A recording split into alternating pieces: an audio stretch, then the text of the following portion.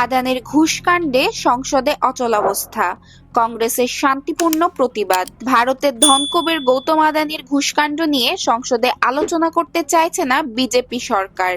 এর প্রতিবাদে বুধবার সংসদের বাইরে বিরোধী দলগুলো বিক্ষোভ করেছে। সংসদ অধিবেশন চলাকালীন কংগ্রেস সদস্যরা মোদি আদানি এক হ্যাঁ লেখা টি-শার্ট পরে প্রতিবাদ জানাচ্ছেন।